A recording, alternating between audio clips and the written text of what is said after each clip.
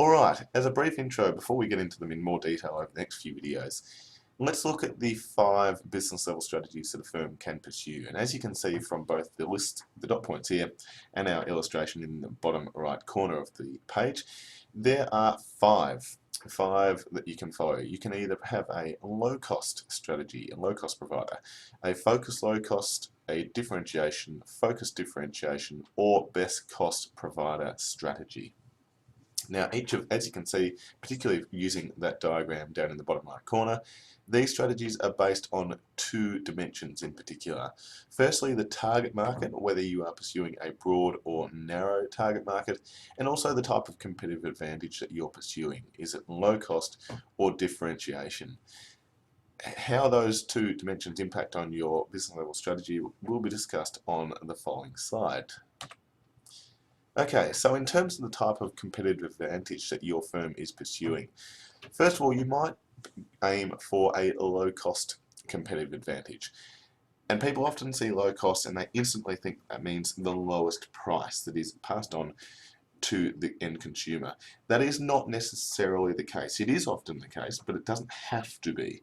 So when we talk about low cost, it is producing the good or delivering the service at the lower cost than the rivals. Now, obviously, if you are able to produce a good at a lower cost than your competitors, that will often mean that you are able to offer the end product at a lower price, but it doesn't have to be so.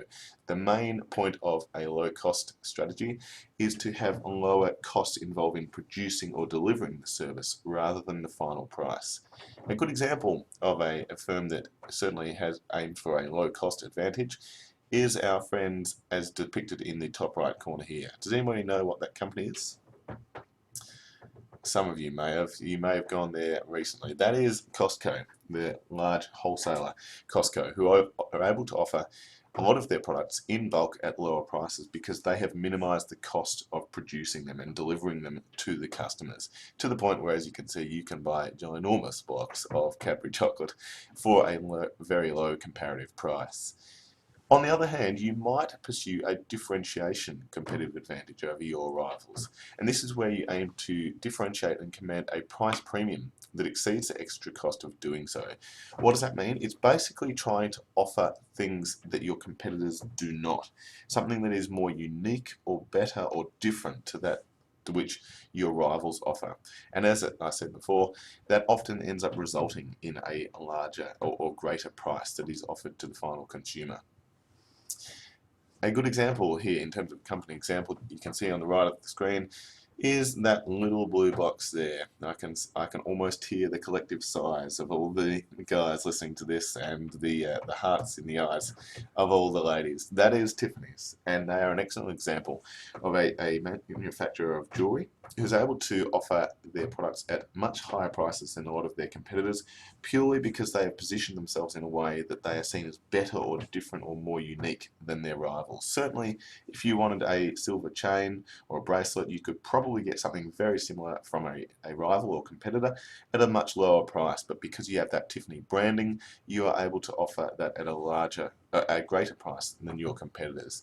The key point to take out of this, and I touched on it before, low cost is about performing activities differently from your rivals. So it's doing pretty much the same thing that most of your competitors are doing, but hoping to do it at a lower price. So the differently aspect of it means at a lower price.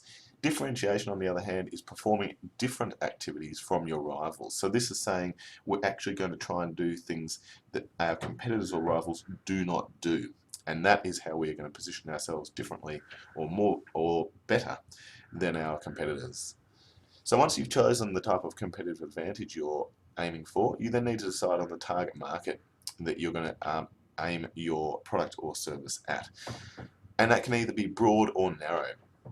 As we can see here, a broad target market is when we use capabilities to create value for customers on an industry-wide basis that may include many customer segments. So if you're targeting something at a broad group of people, many different customer segments, that is a broad target market.